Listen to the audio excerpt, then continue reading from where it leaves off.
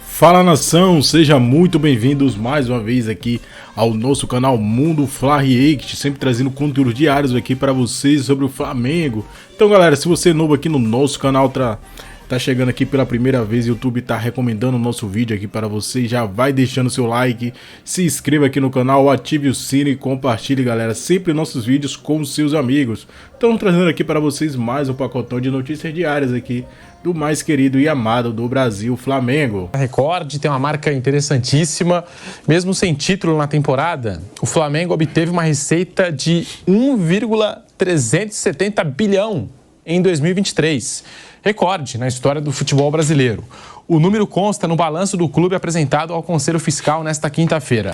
O valor representa um crescimento de cerca de 200 milhões de reais em relação ao ano anterior. O recorde anterior de receita absoluta no futebol brasileiro era da CBF em 2022, com 1,214 bilhão. A entidade ainda não divulgou seus números de 2023. Com essa receita, o Flamengo obteve um superávit operacional, espécie de lucro líquido, de 320 milhões de reais, também recorde na história do clube. Esse valor é considerado antes de se contabilizar os investimentos feitos pelo Flamengo, principalmente contratações. A receita rubro-negra, bruta, aumentou porque houve incrementos nas áreas comercial, de marketing e publicidade, match day, bilheteria e sócios torcedores, vendas de jogadores. Obviamente, houve queda no valor obtido com premiações, em torno de 100 milhões de reais, já que o clube não conquistou títulos em 2023. Mas está aí, está cada vez... A gente chove no molhado, né? Falando da organização do Flamengo. Mas... dentro daquilo que o clube não conquistou em 23 em termos de títulos e ainda assim ter uma arrecadação recorde, Mauro, é algo que chama muita atenção. E aí mostra que uma queda de 100 milhões aproximadamente no faturamento, especificamente com premiação, ou seja, não ganhou o campeonato, e não é só premiação, né? Você não ganha a premiação do título, você não tem a premiação do patrocinador que te paga um bônus se você for campeão. Você eventualmente pode ter bilheterias melhores se você brigar pelo título. Por exemplo, chegasse a final da Libertadores e tudo, ia ter estádio cheio, ficou pelo caminho e tal. A Copa do Brasil, pelo menos, foi até a final. Então, nesse aspecto, ele arrecadou com bilheteria do jogo. Mas também deixou de ganhar mais dinheiro ainda assim bateu o recorde de faturamento. Isso mostra a falácia que é aquela tese utilizada por dirigentes aí de outros clubes, que tem que montar um time forte para ganhar premiação, para pagar a conta. Na verdade, você monta um time forte, não ganha premiação, porque só um é campeão, a maioria deles não ganha, né? E não paga a conta, não consegue pagar. E se ganhar a premiação, também não é o bastante para para quitar uma dívida. Qual a premiação? Campeão da Copa do Brasil, ganha o quê? 50 milhões, 70 milhões? Acho que é 70, 70 né? milhões. 70 milhões. Os caras têm que dar o prêmio para os jogadores que ganharam, tem as despesas correntes normais, aí deve 1 bilhão. Fazer o que com 70 milhões? Não resolve nada, é uma tremenda grana.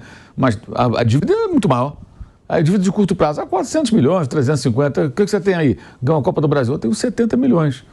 Limpos, líquidos? Não, tem que pagar o bicho dos jogadores e tudo. Que ficasse os 70, não resolve, gente. Isso é uma falácia. Tem que montar um time forte, tem que apertar o cinto. É o tal do remédio amargo. O Flamengo tomou o remédio amargo, agora está aí aproveitando. E não aproveita mais pela incompetência na gestão do futebol. Que, aliás, é uma questão que deveria ser mais discutida. E a política atrapalha tudo. Um clube que ganha tanto dinheiro, fatura tanto dinheiro, investe tanto no futebol, ele pode ter as pessoas que estão à frente do futebol fazendo a gestão desse dinheiro, automaticamente? São as pessoas mais indicadas? O Marcos Braz, e outros que lá estão e tal. Então, a sorte dos rivais do Flamengo é que o Flamengo é incompetente no futebol e não consegue tirar proveito do seu poderio financeiro. Se tivesse a mesma competência que tem em outras áreas no futebol, com essa grana que possui, seria um time vencedor. E não um time que passou o ano de 2023 não ganhando nada, nenhum título. Que é vergonhoso. Esse balanço torna mais vergonhoso ainda do que o futebol do Flamengo fez no ano passado. Jogadores, dirigentes, todos envolvidos diretamente nesse negócio. Vergonhoso. Você pega o número e vê, caramba, o clube tem dinheiro, contrata pra caramba, mas não ganhou nada, né? Nós somos bons? Será que são bons? Mas é política que manda nisso aí, ainda mais num ano de eleição como esse. E dá para dizer que o Flamengo se preparou melhor esse ano, o Mauro? Contratou, por exemplo, o De La Cruz, o Vinha, enfim, comparado ao ano passado. essas receitas ajudam, né? Mas dá para dizer que o Flamengo se preparou melhor para a temporada 24 depois do que aconteceu em 23, dos fracassos em campo? Em tese, sim, acho que mais pelo técnico, né? Pela comissão técnica, que agora o Flamengo conta com o Tite, um técnico acho que mais preparado para lidar com o que acontece no clube, né? Um clube que teve a marca aí de um grupo de jogadores que não se davam com o técnico A, técnico B, os técnicos sempre pagando a conta sozinho, né? Sendo demitidos, ganhando a multa, indo embora para casa, e os jogadores ficavam lá. Mas muitos saíram também. Então acho que essas mudanças todas podem ser saudáveis. Até agora tem sido, né? O time tem ido bem. Mas a hora da verdade é agora, quando começarem as competições mais importantes, além, claro, de cumprir a obrigação, tem a obrigação agora de ganhar o título estadual contra o Nova Iguaçu, né? Flávio Prado, Vanderlei Nogueira, tá aí esse Flamengo muito bem resolvido financeiramente, não é de hoje que a gente fala, enfim, como eu disse, é cada vez mais chovendo molhado falar da organização do Flamengo, mas num ano sem títulos, ter uma arrecadação desse porte, é de impressionar, Flávio Prado. Então, e aí a gente aqui imaginando o que está por vir. Dentro da normalidade, o Flamengo ganhará alguns títulos esse ano. Ele é favorito a todos, como o Palmeiras também, mas pode não ganhar todos, pode até não ganhar nenhum, pode até acontecer, mas o normal é que ele ganhe alguns títulos, o que tende a aumentar ainda mais esse valor. E aí você começa a ver a disparidade dessas equipes com relação às outras, que estão para trás e insistem em se manter no século XIX, no máximo no século XX, quando o futebol está no século XXI, principalmente em termos de gestão. É preciso realmente olhar isso com muito cuidado, porque senão, eu não tenho nada contra, né? Tipo assim, o Bayern de Munique, até esse ano não será ele, mas o Bayern de Munique ganha todo ano. A gente começa a ter esse risco. Ou na Espanha, Real e Barcelona, são os dois. Eu acho que os dois são melhores, tem que ganhar, não tem problema nenhum. Mas a gente está caminhando para Palmeiras e Flamengo deitarem aí o tempo inteiro. Você recebe tipo de notícia do Flamengo num ano péssimo, financeiramente muito bem. Você vê o Palmeiras, parece que não vai ganhar nada, de repente ele dá uma arrancada e ganha um campeonato brasileiro da maneira que ganhou. Então, Pedro, a distância está só aumentando. Aí você recebe informações do Corinthians, só notícia ruim, por exemplo. Você vê o São Paulo com dificuldade tremenda. Você vê o Vasco aí não sabendo nem o rumo que ele vai tomar. Você vê um Botafogo trocando de técnico, para citar os grandões. A Internacional está comprando bastante, todo mundo diz, está tirando dinheiro de onde? São questionamentos. O Atlético tem um mecenas lá até quando? São questionamentos. Eu não estou dizendo que está certo ou errado. Talvez o Inter tenha realmente um potencial para se manter assim. Talvez o Atlético mecenas continue sempre lá botando dinheiro. Não sei. Mas a verdade é que você vê de concreto mesmo quem está fazendo a coisa fluir direitinho, Palmeiras e Flamengo. E a distância vai aumentando. Eles já estão com o carro andando e estão acelerando mais. E os outros ainda estão de carroça. Então, é um processo que vai caminhando para dois lados só. Um orçamento respeitável, né? Maior, vai crescendo o orçamento de ano a ano. Aliás, poderia agora, já poderia ter feito há mais tempo. Ainda falta um caso de um garoto, da família de um garoto no Ninho do Urubu, não é, Mauro? Ainda tem É uma família que não fez acordo, entrou na justiça, agora ganhou. O Flamengo está recorrendo. Então, acho que poderia dispensar o recurso, acho que seria tão legal se o Flamengo fizesse isso e acertasse de vez esse último caso para tentar minimizar a dor dessa família, pelo menos, seria legal. Eu acho que não é legal recorrer nesse último caso. Fecha isso e deixa a vida seguir.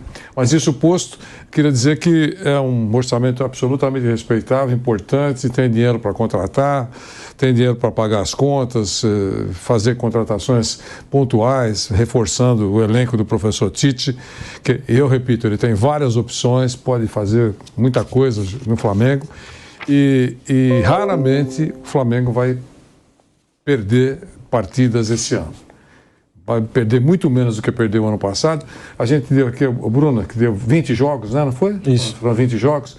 Eu acho que vai chegar a um número bem menor do que esse ao longo de toda a temporada, pela qualidade técnica que o Flamengo tem.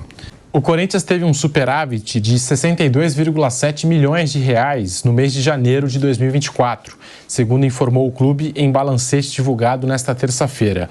O resultado financeiro no azul tem relação direta com a venda de direitos econômicos de jogadores.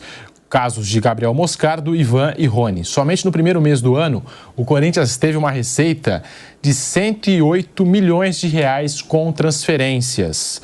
O endividamento do Corinthians segue em patamar elevado nas contas do clube. Soma dos passivos, menos o ativo circulante e o realizável a longo prazo, o saldo atual é de 910,3 milhões de reais. Até agosto de 2023, quando havia sido divulgado o último balancete, o valor era menor, 892,5 milhões de reais. Então, aqui informações importantes do balancete do Corinthians, o superávit em janeiro e essa situação do Corinthians com a Caixa Econômica Federal. Vanderlei. Eu continuo pregando aqui que o presidente Augusto Melo deveria, no final de cada mês, ele não fez isso, mas agora vai completar 3 meses, lá no final de março, deveria fazer uma apresentação usando o canal do clube, a TV Corinthians, o pessoal lá é competente, mostrando o que foi pago de dívidas da antiga gestão. Tem que ter pago alguma coisa, qualquer coisa ele tem que ter pago alguma coisa. Eu acho que é isso que ele tem que fazer, porque senão vai na mesma mesmice. Devemos, reconheço, vou pagar quando eu puder. Aí não tem jeito. Quer dizer, eu acho que primeiro tem que pagar as dívidas que ele fez até agora. Ele disse que está numa planilha que vai cumprir o pagamento corretamente. Ótimo. Se não aparecer ninguém batendo na porta, já é um grande passo. Mas tem coisa para pagar. As dívidas foram ditas por eles aí, os números são ditos pelos personagens do Corinthians. Então, pagou. É isso que a torcida quer saber. Todo mundo quer saber. Puxa vida, aquela dívida está pendurada um tempão. Olha, essa foi saldada. É isso. Um balanço, não quis fazer mensal até agora? Faz um balanço trimestral, tem mais uma oportunidade. Ou só vai mostrar alguma coisa quando a auditoria for encerrada. Eu acho que para essa doçura que poderia passar nos lábios da torcida, ele poderia fazer isso. Olha, esse mês já paguei tal, que eram contas de tal tempo, que estavam lá engavetadas. Puxa vida, é assim que você vai recuperando credibilidade, reputação. Eu acho que o Corinthians precisa... Beleza? Bom, continuar o vídeo com as notícias, tem muita notícia para falar hoje. Deixa eu mudar o assunto, falar sobre estádio, porque essa semana tá pipocando muitas notícias de estádio. Tem muita gente me perguntando, Flazoeiro, e aí? Flamengo vai buscar outro terreno sem ser do gasômetro? Flazoeiro, e aí? Flamengo vai abrir mão do Maracanã para poder construir o estádio próprio? Deixa eu explicar. Tá acontecendo nesse momento 2 coisas paralelas. De um lado, o Flamengo tenta acertar com a Caixa Econômica a situação do terreno do gasômetro, e do outro lado, o Flamengo deu uma carta, deu uma proposta ao governo do estado para poder ser o dono do Maracanã pelos próximos 20 anos. A ideia inicial do Flamengo é comprar o terreno e construir o estádio, sem abrir mão da proposta ao Maracanã. E aí você pergunta assim, mas por que, Flazoeiro, que o Flamengo não quer abrir mão do Maracanã? Não seria melhor abrir mão, por exemplo, para uma W Torre que quer assumir lá com o Vasco, ou para uma Arena 360 que já cuida do Mané Garrincha? Não. Qual é o medo do Flamengo? Vou explicar o medo claro do Flamengo. Se a W Torre assume, ou se a Arena 360 assume, o Maracanã vai virar uma casa de show. E o gramado vai ficar num estado péssimo. E o Flamengo precisa, pelo menos, do Maracanã por mais 3, 4, 5 anos, que é o tempo que vai demorar para se construir o estádio. Por quê? A situação do terreno do gasômetro é a seguinte, tem o terreno lá, vai ter que fazer uma demolição nos prédios que tem lá no terreno, vai ter que fazer a planagem do terreno, vai ter que fazer a preparação do solo, vai ter que levantar o estádio e tudo isso leva muito tempo. Então a ideia do Flamengo é, enquanto eu estou construindo o meu estádio, eu vou jogando no Maracanã.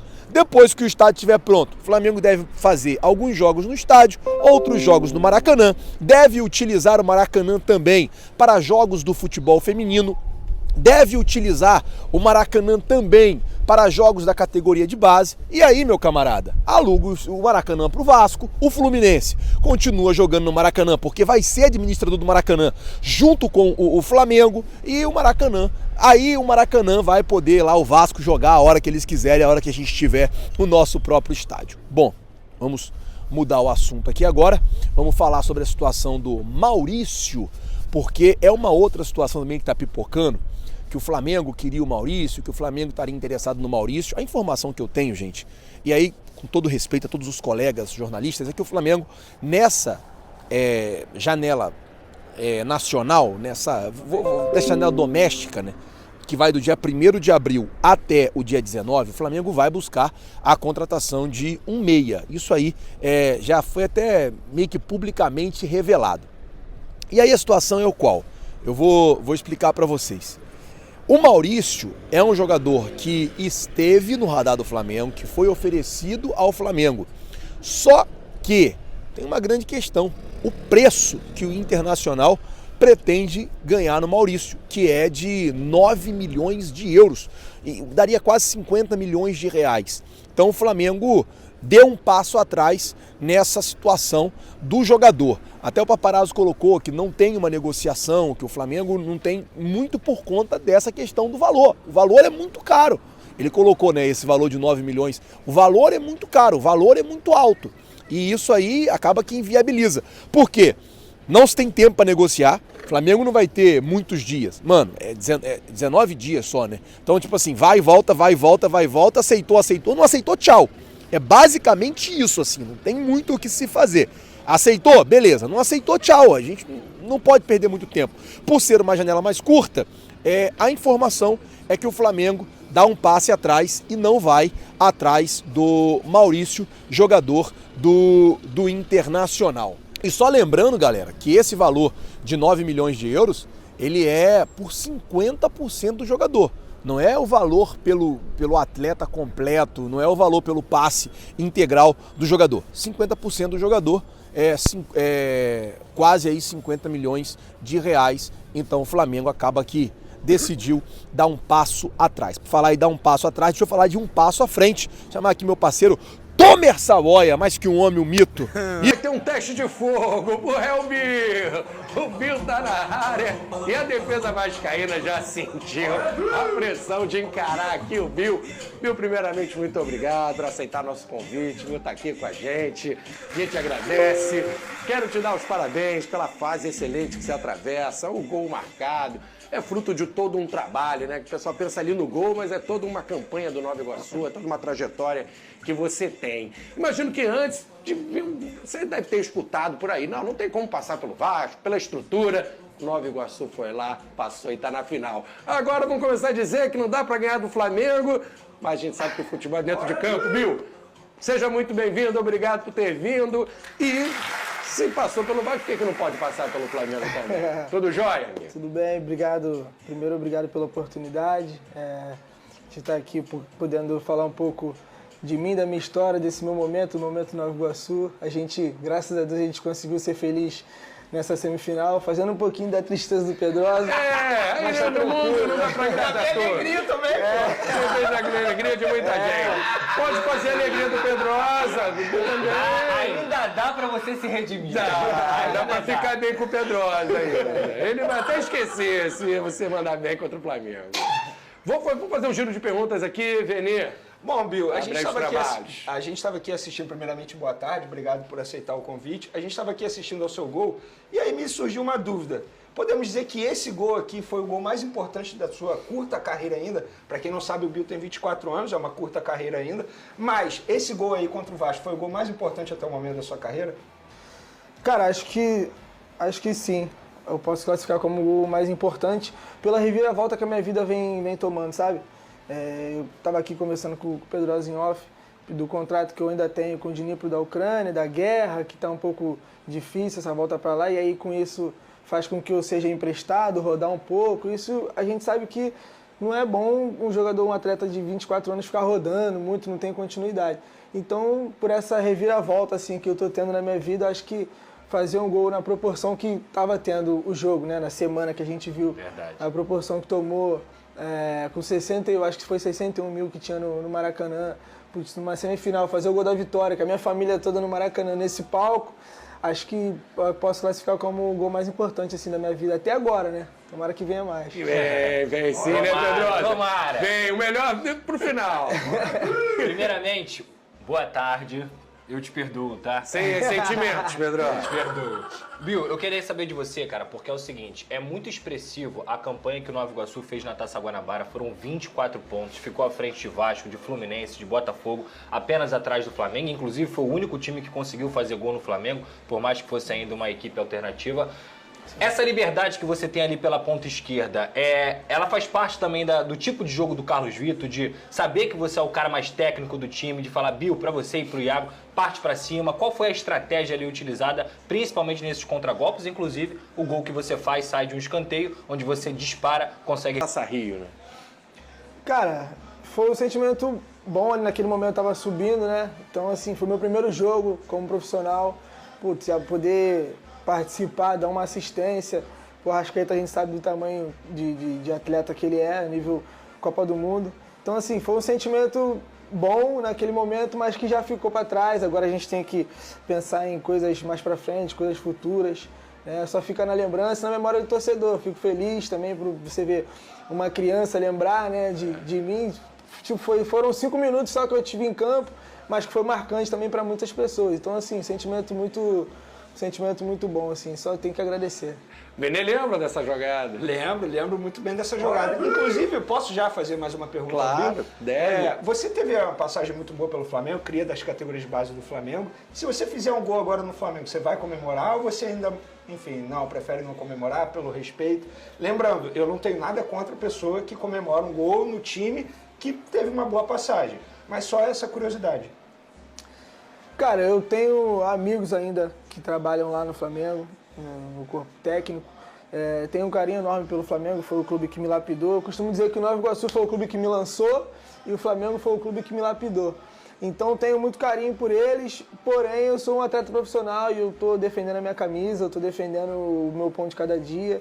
Tem muitas pessoas ali dentro do Nova Iguaçu e na cidade em volta que estão depositando muita confiança em mim e na equipe, então acho que não tem por que eu não comemorar. Até porque a gente trabalha para fazer gol, a gente trabalha para ter esse momento, a gente trabalha para isso daí. Então acho que não tem muito cabimento eu não comemorar. E acho que a questão da comemoração também não é uma falta de respeito com a equipe do Flamengo ou com a torcida. Entendeu? Então, graças a Deus, eu já tenho a minha comemoração, que também está sendo uma coisa boa, marcante. Então acho que se acontecer eu fazer um gol, eu vou comemorar sim. Pedrosa, lança uma. Eu quero saber de você, Bill, porque a gente vê o futebol hoje em dia vem mudando cada vez mais. Aquele camisa 10 clássico, ele tá mais escasso. E você consegue mesclar entre o camisa 10 clássico, aquele cara que levanta a cabeça, que faz a jogada, e também um cara que se movimenta muito, que é o dinâmico, que bate de fora da área, que consegue ir pelos dois lados, como você falou. Tem algum jogador que você se inspira? Tem algum jogador que você para e olha e fala assim, cara, esse cara aqui é o jeito que eu gosto de jogar? Mano, é o Neymar. Neymar é o nosso 01, não tem como. Ele é um cara que ele tem essa facilidade de jogar tanto pela ponta, tanto por dentro, essa inteligência que ele tem. E eu, quando eu era mais novo, eu só tinha aquela pauta de ficar ali, ser aquele ponta, de sempre pegar a bola e ir pra dentro toda hora. Hoje não, hoje eu sou um cara mais, vamos dizer, mais maduro, que já sabe a hora certa de acelerar, que foi o movimento de travar, que o Neymar fez na carreira, né? De sair da ponta e ir pro meio. Não tô me comparando com o Neymar. Não, mas a gente entendeu. Mas assim, de estar um pouco mais maduro, de estar vindo mais pro meio, de saber a hora certa de acelerar, de travar, de finalizar, de dar um passe.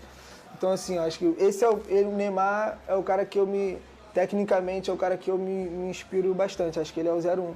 Mas também tem o Vinícius também, né? Vinícius, não tem como deixar de falar dele. Que é um movimento que talvez ele faça na carreira, né? Pode ser que faça. Eu acredito que não pela característica dele, que é muito forte, é muito marcante. Mas acho que mudar, acho que ele não vai não, mas nosso 01 é o Neymar, não tem como. Perfeito. Ô Bill, tô imaginando que o trabalho agora do Nova Iguaçu já de preparação para encarar o Flamengo, de estudar o Flamengo, de acompanhar os jogos, de certa forma, você pode passar alguma dica, você que conheceu lá, jogou com o Arrascaeta, alguns outros jogadores do atual elenco, dá para passar alguma dica para o Carlos Vitor, se é que dá para abrir o jogo aqui também, e tem um pouco de jogar em função do adversário, um pouco diferente, se adapta ou é uma característica do Nova Iguaçu, independente do adversário, não vai mudar? Então essas duas questões aí, dá para passar dica e a forma de jogar. Cara, eu acho que hoje, na tecnologia que a gente tem, não tem como passar dica porque tudo é estudado, tudo é muito visto. Hoje você sabe a característica de cada jogador, com que perna que ele chuta, os movimentos que ele costuma fazer. Então acho que não tem como assim passar dica. Ele já deve estar estudando, com certeza. Já passou vindo vocês? Já passou muita Não, coisa ainda não. Ele vocês. costuma deixar mais para a semana do jogo, mesmo mais para as vésperas do jogo ali.